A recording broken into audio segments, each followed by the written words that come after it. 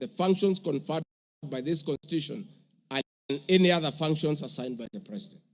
Pursuant to Article 3 of the Constitution, citizens of Kenya and state or public officers have an obligation to respect, uphold, and defend this Constitution in performing any of my functions.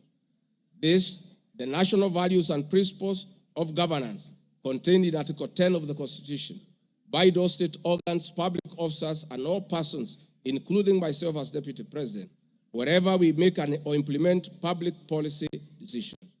In addition to this matter, Mr. Speaker, these national values and procedures include the rule of law, democracy and participation of the people, human dignity, equity, social justice, inclusiveness, equality, human rights, non-discrimination, and protection of the marginalized. Adherence to these principles become extremely important when we, as state officers, are contemplating legal evacuation of citizens with a duty to avoid inhuman forced eviction that will be contrary to our Constitution and international law. While campaigning with President William Ruto, and subsequently when I was sworn in as Deputy President, the President and I promised, as a key pillar of the Kenya Kwanza government, that there will be no forced or unlawful evictions, and that all evictions will be human and entail legal compensation.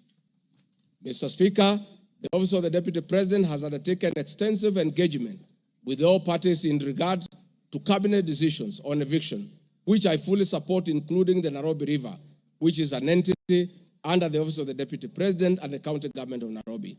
Adherence to these principles become extremely important when we, as state officers, are contemplating legal evacuation of citizens with a duty to avoid inhuman forced evictions that will be contrary to our Constitution and international law.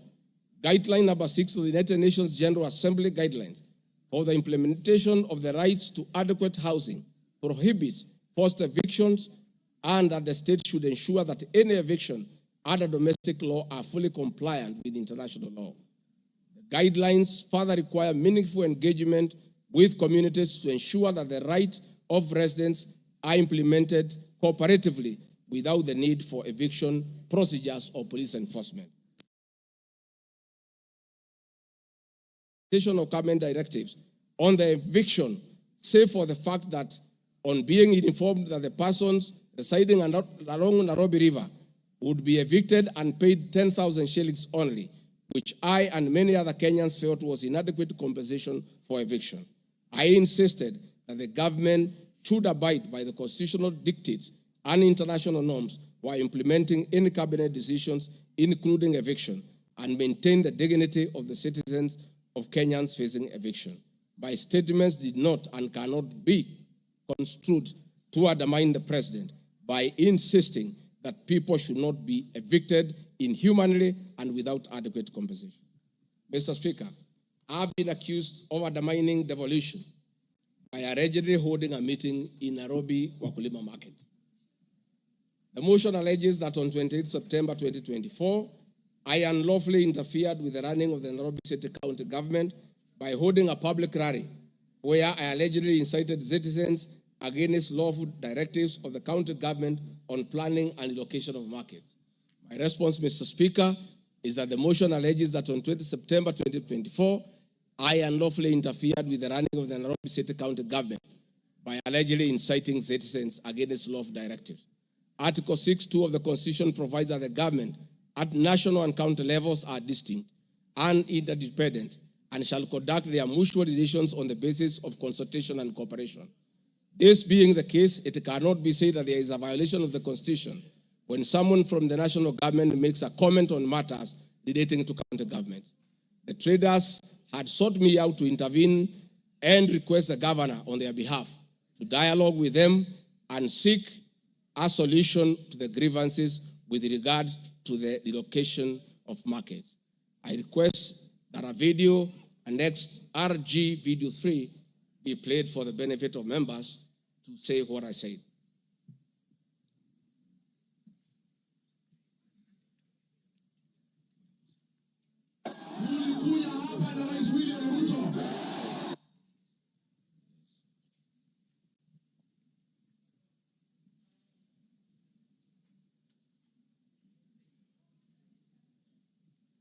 Please play the video for us.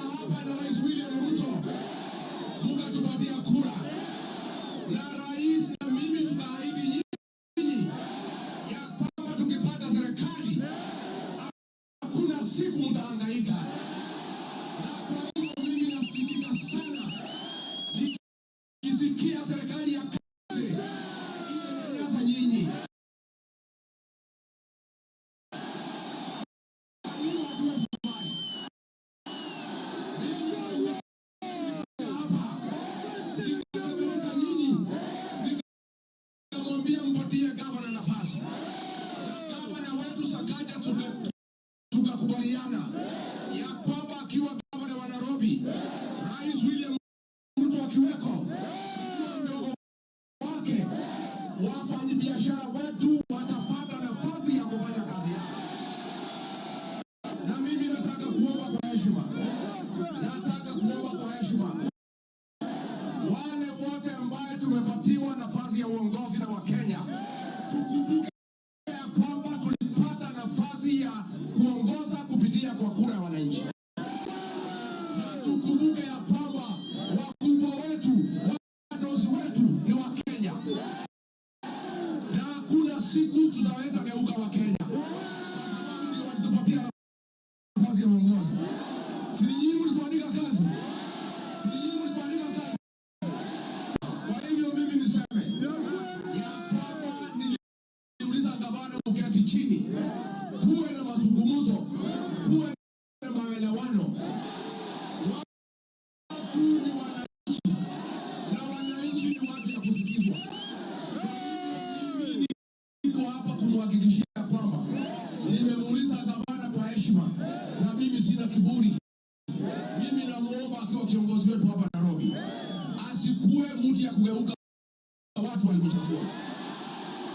Mimi nimemwambia yeye akubali aketi chini na kamati. Hii soko. Thank you, Mr. Speaker. My counsel has just drawn my attention that in my earlier explanation on Nairobi River, I have a video 1 and 2 that I would like you to play so that I buttress my point on what I meant. Please,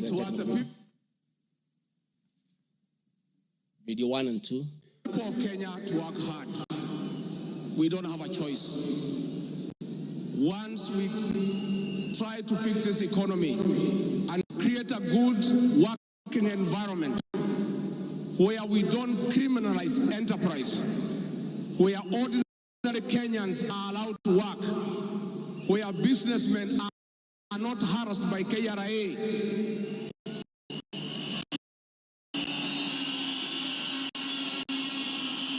where goods belonging to the people of Kenya will never again be touched by overzealous public servants. Where again poor people will never again be evicted in brutal evictions by state agencies. And I say, freedom is here. Now, the number of fatalities from the ongoing forcible eviction by the government has risen to 3, with another tragic loss in Mathare on Monday. An 18-year-old boy died as a bulldozer brought down a church in the area just moments after President William Ruto left. The young man, who was assisting in salvaging the church's belongings, became a casualty of the demolition. Earlier on Saturday, 2 individuals lost their lives in Mukuru kwa Ruben during a similar eviction exercise. Ben Kirui reports. Monday evening, the ongoing forcible evictions in flood-prone areas tragically ended yet another life. The 18-year-old Ian Otieno lost his life in Mathare moments after President William Ruto left the area where he had been assessing the effects of floods, bulldozers descended on homes near riverbanks, flattening structures marked for demolition. Winnie Makinda, Ian's mother, struggled to comprehend the loss of her son, a candidate in this year's KCSE. Wakaambia mtu atingatinga usiangushe hiyo kuta, kuna hapo ndani kuna watoto wa watu. Wacha kuangusha hapo ndani kuna watoto wa watu. Akaambia mama waache kumpigia kelele. Reports indicate that Ian Otieno was trying to salvage church properties when the bulldozer brought down the wall, leading to his sudden demise. Driver wa tingatinga vile tu alianza kubomoa hata mara ya kwanza huko mbele, alikuwa tu anakani kama watu wakimwambia ngojea watu watoe vitu, hataki kusikia. Nilichimba hivi, mtoto wangu alikuwa anataka kutoroka, sawa. Unasikia alishika mtoto wangu na hiyo kitu hapa, mtoto wangu akienda hivi, mtoto wangu ana hivi. His death led to demonstrations by residents, prompting police intervention. The law enforcers lobbed tear gas canisters to disperse rioting residents. Watu wakachukua mwili tena tuonyeshe maskari yenyewe wametulia mtoto. Maskari kutuona kwa gate wakaanza kutoa gun, wakaanza kulipua shoot. Residents insist they will comply with government orders to vacate houses along riparian lands only if provided with alternative housing solutions. Saturday's demolitions in Mukuru kwa Ruben claimed 2 lives and injured 3 others, sparking outrage among residents who blamed the government for forcible evictions despite many not yet being relocated. Last week, the government mandated the evacuation of all residents from risky areas within 48 hours, including those near dams, those in areas prone to mudslides, and Kenyans residing on riparian lands. Ben Kirui, Citizen TV, Nairobi. Hakuna tena mambo ya evictions katika Nairobi. Kama kutakuwa na maneno, ni maneno ya relocation ambayo itakuwa ni kwa utaratibu bila ya mwananchi kuvunjiwa nyumba. Uwezi kutoka nyumbani alafu unarudi jioni unakuta masufuria barabarani na blanketi sijui imekaa wapi. That one will not happen again. We want to make sure that we are an orderly, humane society that respects the right of everybody, irrespective of who they are or irrespective of their financial status. We are all equal before the Constitution. Tumekubaliana watu wa Nairobi? Vijana tumekubaliana? Thank you, Mr. Speaker. That was President William Ruto talking the same language as his deputy, that brutal and forceful evictions have no place under this administration. We have seen a video of brutal eviction. We have seen young children crying in tears. The deputy president is being accused of undermining his boss by just doing what his boss said, that we should never forcibly, brutally evict the people of Kenya. Mr. Speaker, the leadership of Nairobi business traders approached me sometime in March 2024 at the official residence in a supportive role in keeping with the draft framework of cooperation and engagement between the government, the Nairobi City County government, and Nairobi business traders. Subsequent this, Mr. Speaker, is clear that my office have been having meetings with the governor of Nairobi on various matters affecting the people of Nairobi, and hence the deputy president cannot be accused of undermining devolution. I've been accused of undermining devolution by allegedly holding meetings to fight alcohol. I'm sorry, Mr. Speaker, if the House took it that I say the House is a theater of the absurd. I was talking about this specific charge of undermining devolution by holding meetings to fight alcohol to be discussed in this House.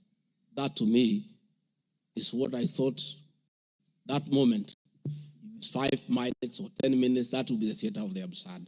I did not attribute in any way by trying to demean this house that I sat for 5 years, by calling it the theater of the absurd.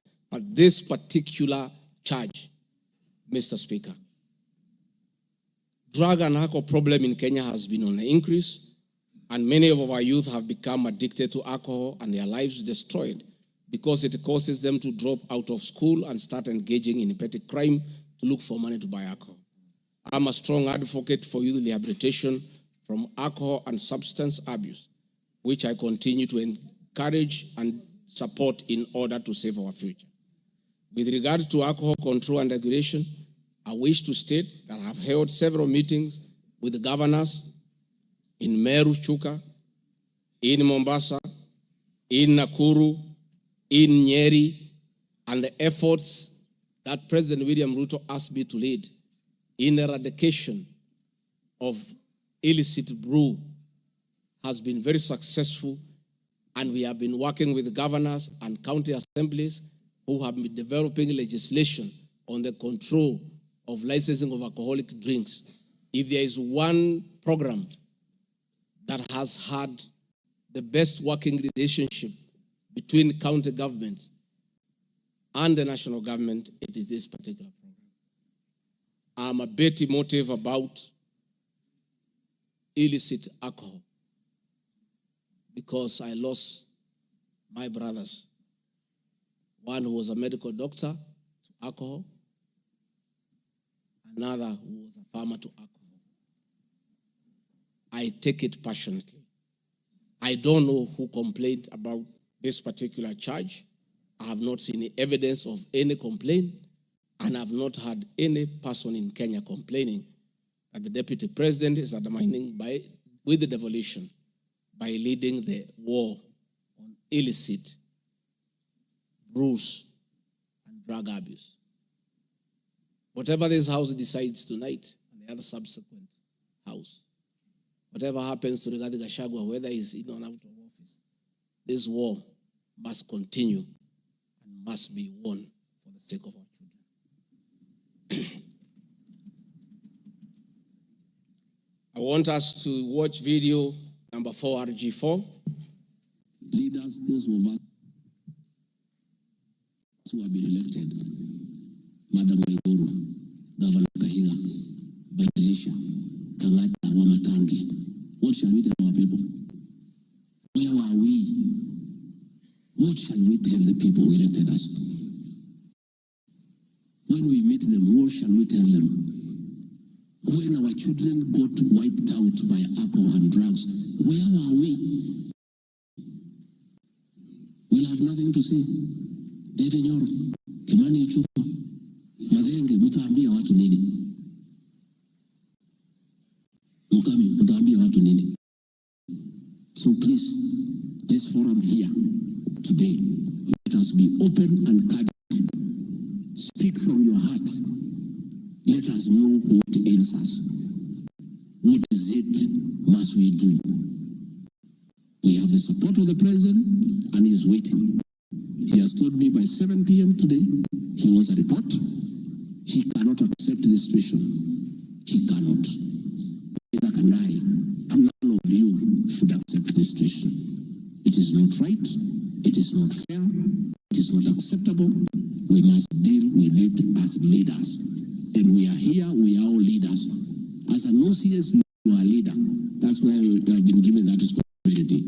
As an ACC, you are a leader. County Commissioner, wewe ni kiongozi. DCIO, wewe ni kiongozi. Sisi ni viongozi. Na juu ya hayo sisi ni wazazi. Tafadhalini, tukubaliane, tutafute suluhisho. Na tukipata, tuende tufanye kazi. It is possible. It is doable. It is something that we can do. Thank you, Mr. Speaker. It's very clear the meeting had all governors, members of parliament who are present here today, policemen, everybody, and we are all in agreement that the war must be won. It cannot, but the deputy president should be impeached for leading the war on alcohol. Sensational statements against the National Intelligence Service, its Director General, and officers. Mr. Speaker, during the assumption of office, I took an oath of allegiance in the following terms. Oath or solemn affirmation of allegiance to the President, Deputy President. In full realization of the high calling, I assume as Deputy President of the Republic of Kenya, I do swear solemnly affirm that I will be faithful and bear true allegiance to the Republic of Kenya, that I obey, preserve, protect, and defend this Constitution of Kenya, as by law established, and all other laws of the Republic, that I will protect and uphold the sovereignty, integrity, and the dignity of the Kenyan people. So help me God. That is the oath that I took in Kasarani. Article 239, Article 3 of the Constitution provides that in performing their functions and accessing their powers, the national security organs and every member of the national security organ shall not act in a partisan manner, further in the interest of a political party or cause, or prejudice a political interest or political cause that is legitimate under this Constitution. Article 239, Sub-Article 5 of the Constitution provides the national security organs are subordinate to civilian authority. In relation to this allegation, I wish to state that the National Intelligence Service holds a very critical role in ensuring the safety and security of our country. They are responsible for gathering intelligence and share it with all our law enforcement agencies to ensure that the country is safe at all times. Consequently, when the country was caught flat-footed with regard to the scope and extent of the public's dissatisfaction with the Finance Bill 2024, which degenerated in a Gen Z protest, it pointed to the failure of the National Intelligence Service in carrying out its mandate. I am persuaded that the National Intelligence Service ought to have known beforehand that the public was completely opposed to the finance bill, and they ought to have briefed the President before the protest began, and this would have caused a change of tact by government regarding the proposed bill and the protest which culminated in the loss of innocent lives and destruction of property could have been avoided. Hence, I expressed my opinion on this in my public media briefing in Mombasa, and my utterances were not any different from what happens in other countries when there is a lapse or failure by the intelligence agencies. The nation has witnessed unfortunate instances of several extrajudicial killings, abductions, and disappearances. I firmly believe that if the National Intelligence Service had acted diligently, these instances would not have been witnessed. Under the Constitution, the government agencies are supposed to be accountable to the Kenyan people, including the National Intelligence Service, and calling them out when a dereliction of duty does not amount to undermining them. I am also aware that the Kenya Kwanza government has been at the forefront in calling out officers who do not seem to understand their work. Recently, my boss, the President, publicly complained that there are some PSs and CSs who did not seem to understand their role. Please play for me video number 5, RG5. On President William Ruto has today described some members of his cabinet as utterly clueless and uninformed about the dockets they occupy.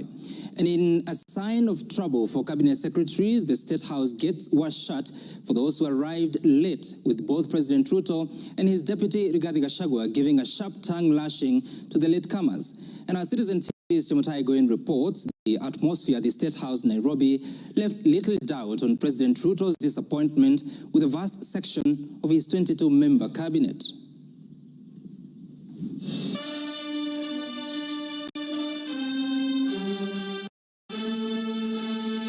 A cold morning in Nairobi, but the seats on the State House grounds came ultra-heated, particularly for cabinet secretaries. The cabinet members came here to sign performance contracts, but the oral appeal of the day spurred anything between trouble and outright doom. If you cannot keep time with your employer, you have basically dismissed yourself. I mean, it's just as simple as that. So, for those who came late, who are members of the executive, I will be expecting a written explanation, and it should not include matters of traffic.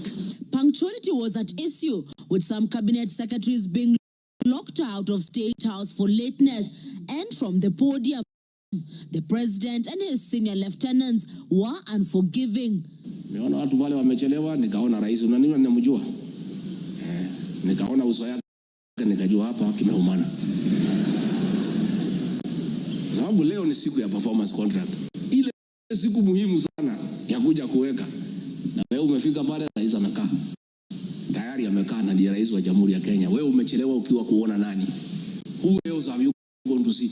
One of the things we need to learn in our performance contract is to beat the traffic. For the 19 cabinet secretaries present, the atmosphere at State House progressed from bad to worse as President Ruto and his Deputy Rigathi Gachagua issued a blistering assessment of the performance of the cabinet members.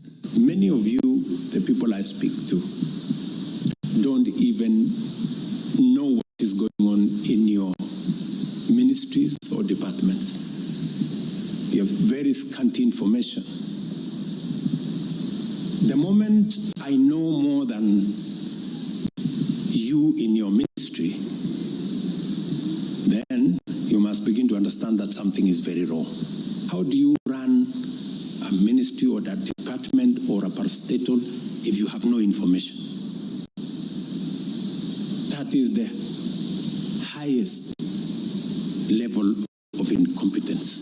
Those of us who came with the president from the political space and who are his friends, and we assisted him to become president.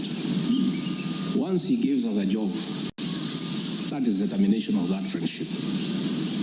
The friendship with the president will be based on nothing but performance. From travel habits to basic work ethic and even media appearances, it was a brutal ground zero appraisal for the cabinet. Why do you have to honor every invitation that you have been given to every country?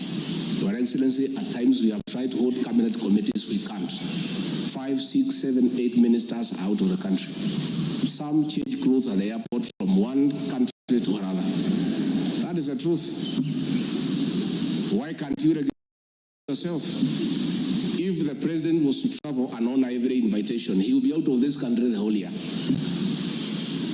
You just have to decide what is useful and other things you can leave to our ambassadors out of the country. So when you hear my deputy saying, find time, travel, but travel and see the people who have hired us, you know, go to different parts of Kenya so that you can get feedback from the public. We have done so much as an administration, but the information is not out there. Our ministers are quiet.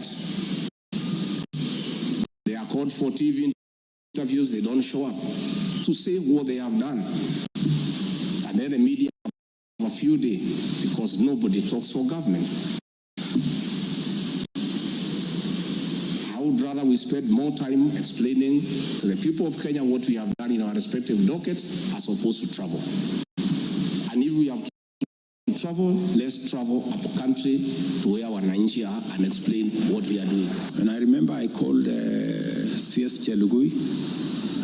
I didn't find him, so I called his PS and I found her and I explained to her, I told her, look, the public is not understanding this.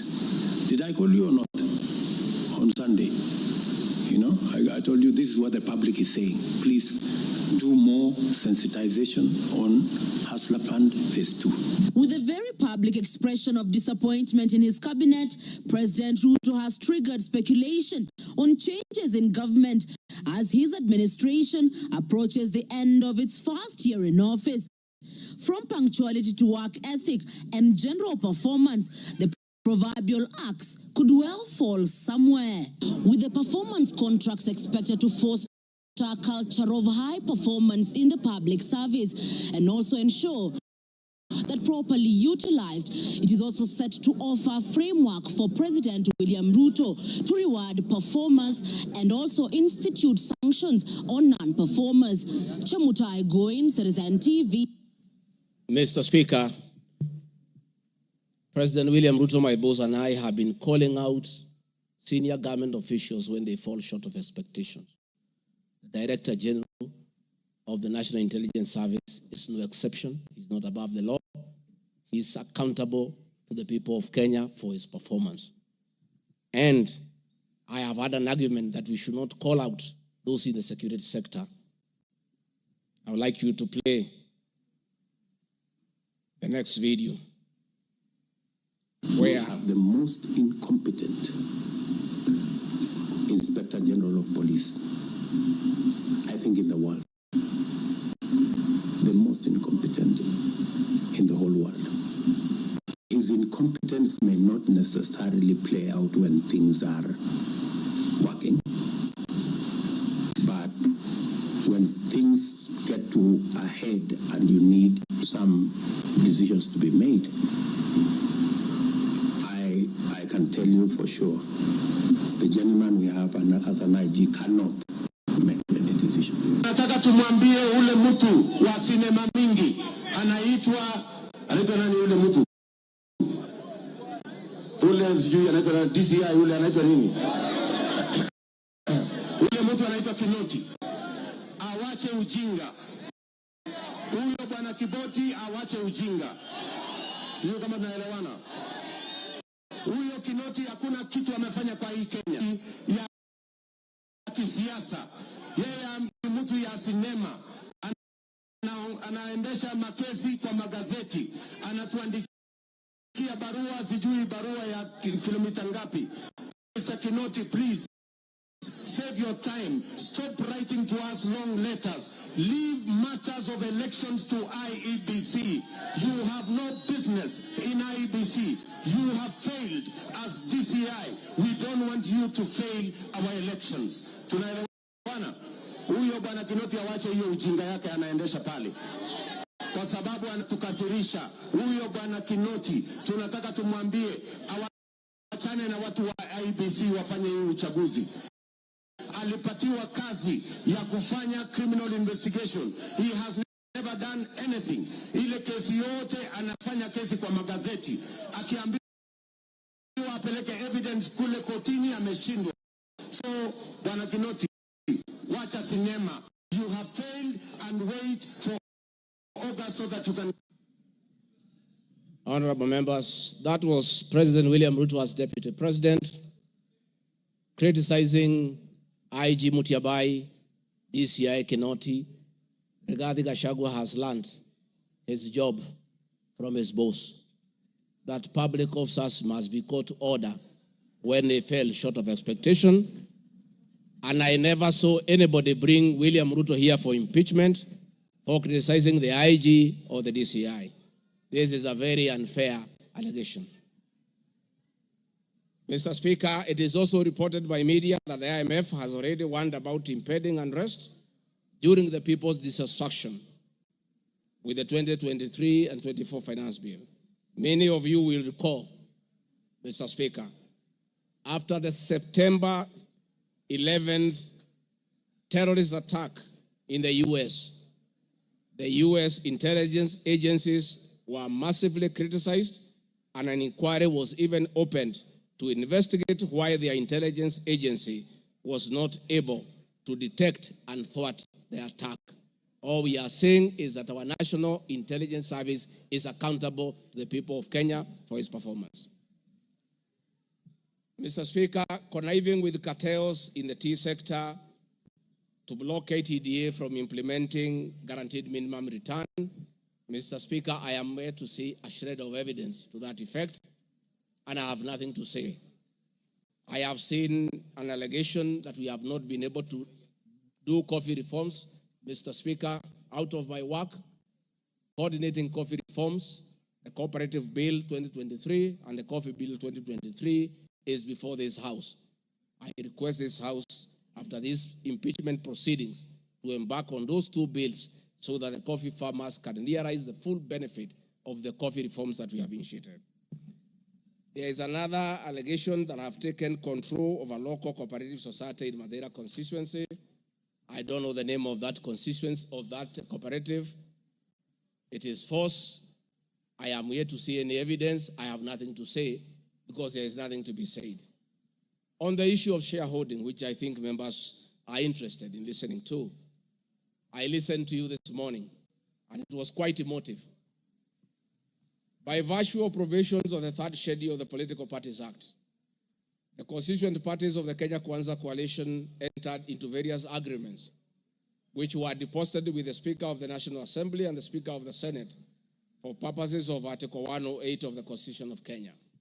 The following were members: UDA, ANC, Ford Kenya, PA, Farmers Party, Chama cha Kazi, Communist Party, Economic Freedom Party, Service Party, Tujibebe wa Kenya Party, Umoja na Maendeleo Party of Kenya, and the Democratic Party of Kenya. In accordance with the provision of Clause 3, Schedule 3, a power sharing agreement and development agenda for the certain regions of Kenya, I attach copies of these agreements, RG 32. All those agreements talked about specific regions. The leaders who appended their signatures canvassed issues of appointments to do with specific regions. Power sharing agreement between UDA and ANC and Ford Kenya, for example, say that the UDA would nominate the coalition president, the presidential and deputy presidential candidates that was honored. The president would guarantee the stature, the dignity, and financial and operational autonomy of the office of the deputy president, which I have been insisting on because it's part of the coalition agreement. The ANC would be allocated the position of the prime cabinet secretary, which has happened. Ford Kenya would be allocated the position of the Speaker of the National Assembly, and that is Honorable Masika Wetangula, sits here today. In accordance with Article 2 of the Power Sharing Agreement, ANC at Ford Kenya would have a 30% share is a word, of the national government positions. This drives my utterances about shareholding. It is embedded in all these agreements that are attached here for you to read. I heard this morning an honorable member saying that the deputy president said the people of Ukambani will not get resources because they did not vote for Kenya Kwanza government. That is not true. The deputy president of the Republic of Kenya does not allocate resources. Resources for the development of the Republic of Kenya are appropriated by the National Assembly of Kenya, where I am today. The deputy president will help the president to oversee the implementation of funds allocated and appropriated by the National Assembly. It is therefore not possible that the deputy president of the Republic of Kenya has the capacity to deny any part of Kenya resources because of the way they voted. The decisions on how resources will be allocated for the development of the Republic of Kenya are made here by the honorable members. If your area has no development, please don't impeach the deputy president. Don't accuse him of not giving you resources. You are in this house to make sure that your area where you come from is allocated appropriate resources because that is your job. The agreements are attached, therefore I don't want to go into them. Let me say my speeches on the shareholder issue were informed by the aforesaid power sharing covenants, which are founded on law, having been deposited with the Registrar of Political Parties, and lessons learned from the well-known disputed 202 NAC Power Sharing Agreement. Further, sharing agreements are a feature of government formation in all democracies in the world that provide for the formation. My pronouncements on the issue, properly understood, are not only anchored in law, but entirely harmless and incapable of being construed as a basis for ethnic animosity, a danger to national cohesion, or a threat to national unity. On the contrary, coalition building has been one of the most important innovations since the disputed 2007 elections in ensuring stability, equitable sharing of political power, national cohesion, and fostering of national unity. Indeed, Kenya Kwanza main opponent in 2022 general election Azimio la Umoja Coalition, One Kenya Coalition Party, was a political party consisting of 25 political parties who also executed a power-sharing agreement based on shares. I'm also aware that the Jubilee Coalition that executed a 50-50 power-sharing agreement between TNA Party and URP Party for 2013 general election have thus not violated Section 13(1)(a) and 62 of the National Cohesion Integration, nor has this commission summoned me to explain any of my comments and how it can affect cohesion. However, notwithstanding the said power share agreement, upon election as Deputy President, I went out of my way, as required by the Constitution of Kenya, to serve all Kenyans regardless of their political preferences during the election or ethnic origin. I now produce the following video showing some of my speeches all over the country as marked RG Video 7.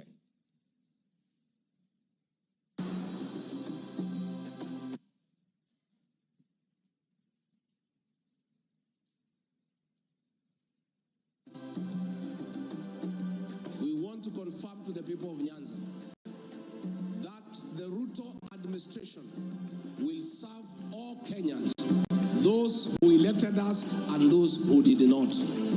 Kenya hii kila mtu afanyiwe kazi, kwa sababu kila mtu analipa kodi. Mimi sikusema Kenya ni ya shareholders. Nilisema serikali, nikiunda serikali. Wale wanakusaidia kuongoza.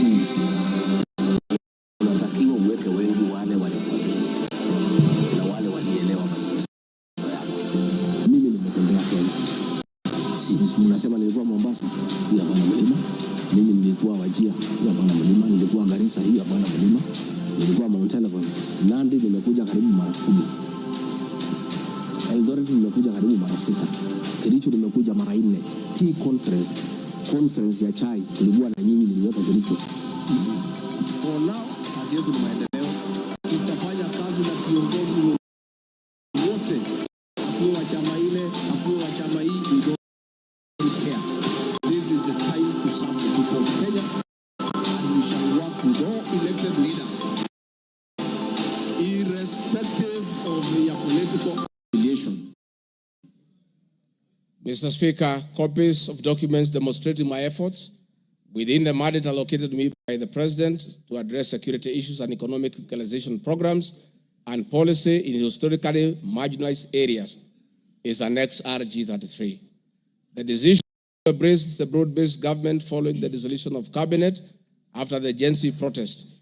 I attached my video during the launch of the Honorable Raila Odinga's quest for EU chairmanship at State House, again as a demonstration of my embracing the broad-based government.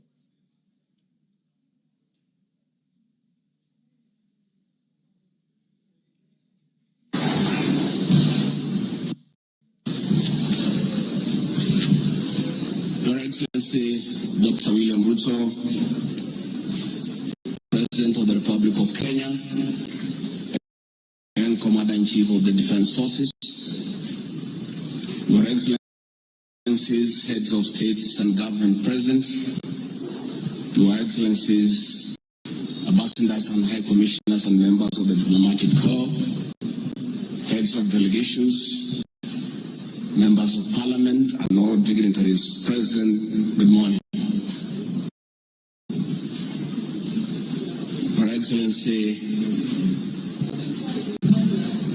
let me say this is a great moment for our country.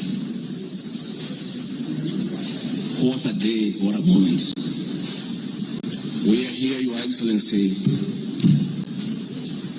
as a country to unveil Kenya's finest to go and lead Africa. It's a proud moment for this country. And I want to say, Your Excellency, the people of Kenya have been united to a man by the candidature of the Right Honorable Raila Odinga to be the chairperson of the African Union Commission. This is a quest that has brought pride to our nation. And I would like to tell the leaders here from Africa and the representatives that as a country, as we present the Honorable Raila Odinga to be our candidate, it is because Africa, our motherland, deserves the best.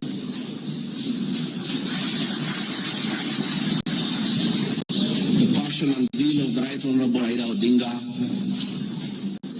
in Pan-Africanism is well documented. Passion knows no age, knows no limit.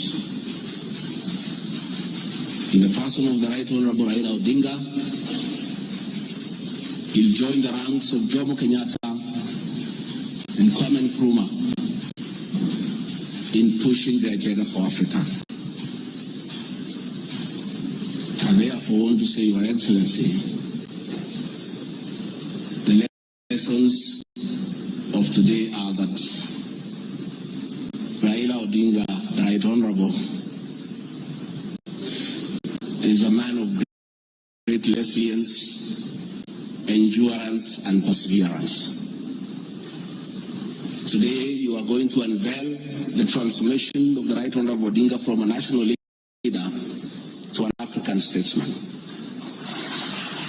And for us in leadership, we have learned great lessons of resilience, endurance, and perseverance. Somebody may ask, why is Rigathi Gachagua, who has before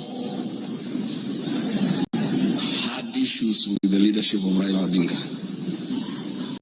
As a truthful man, I had nothing against him. It's only that we were competing for the same position between him and my boss. Now that he is going for a bigger seat in Africa, all of us, from the president, I, and the rest of Kenya, are behind him. And the Right Honorable Raila Odinga, as a man who listens to the ground, let me confirm to you, I've listened to the ground, and all Kenyans across the political divide, across communities, are in support of your candidature, and we wish you well. Before I call Your Excellency, let me acknowledge the place of family, not just in our lives, but in leadership. I think it is a great moment for the Right Honorable Raila Odinga. It's appropriate that I acknowledge on behalf of the country the role Mama Ida Odinga has played in the life of this great son of this land. Mama Ida Odinga, we salute you as a country for having been a very strong pillar to your husband in very difficult times, and his lowest moments, you have always been there for him. We ask families to support their spouses. So Mama Ida Odinga, as we wish you happy birthday, it is my hope and prayer that your next birthday will be celebrated at Addis next year. And if you invite President William Ruto to come and he's not able to come, Mr. President, I'll be very happy for you to send me to represent you in that great birthday. We therefore want to say, as a country, it's a great moment. And the Right Honorable Odinga, I have noted with a lot of appreciation, my wife, Pastor Dorcas, who is a very prayerful woman, has been praying for me and the President daily. And I noted from yesterday she has added you in her prayer. And because her prayers work, we have no doubt that you will get this seat. Mr. President, it is now my honor to request you to come and anchor Kenya's finest and embark on the journey of transformation of the Right Honorable Raila Odinga from a national leader to a great African statesman. Thank you, Mr. Speaker. President William Ruto, has many times appreciated my people issues and has repeatedly pronounced himself. Let me have the video number 9. And speaking of deputies,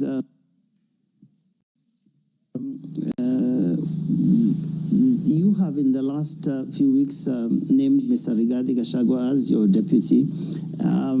There's been quite a debate, and I'm sure you know that, around running mates in this country. Perhaps this would be a great time to shed light on why you settled on this gentleman. Rigathi Gachagua is somebody I have known. Rigathi Gachagua is a very passionate leader. Rigathi Gachagua is a people's person. He speaks about the things that I speak about. He speaks about ordinary people. He's concerned about matters to do with farmers. He's concerned about the things that are dear to ordinary Kenyans. And the nexus between me and Rigathi Gachagua is the people. He believes in bottom-up the way I do. And that is why I chose Rigathi Gachagua to work with me. Thank you very much. Speaking of deputies... Thank you very much, Mr. Speaker. In addition, and almost in conclusion, I am not the only leader at the national level who has encouraged unity among Kenyans based on shared regional, geographical, and economic and other factors. I have attached several articles. Luya unity is not optional, Moses Wetangula. Ruto puts case for Gema Kalenjin unity. Mijikenda unity in the offing. Masai leaders in unity talks ahead of next year's general election. I have attached those articles so that you understand that regions uniting does not mean they unite against other regions. They unite for common issues, common values, and to strengthen them to join other regions for national unity. Mr. Speaker, the motion dated 26 September 2024, tabled before the National Assembly, makes the generalized claims that have committed crimes under national laws, Proceeds of Crime and Anti-Money Laundering Act, Penal Code, and motion as defined in Article 145 of the Constitution can solely be based on the perception of the mover of the motion in the absence of any other evidence. I heard the mover this morning saying that all we need to do is to believe in him. I believe that cannot be the position. We need actual evidence against the Deputy President. The net effect of the impeachment of this basis of allegations of criminal offenses, whose evidence has not been tried and tested in court of law or by bodies mandated to investigate, would be to disqualify me from the possibility of holding public office in relation to Article 99(3) without the benefit of due process of law and exhaustion of the systems of appeal as provided in the Penal Code. Mr. Speaker, I do not wish to respond to the issues I had this morning that are outside the motion. I want to confirm that I have tremendous respect for Kenyan women, and I have never disrespected them. What has happened is that as politicians, there is always propaganda to undermine somebody.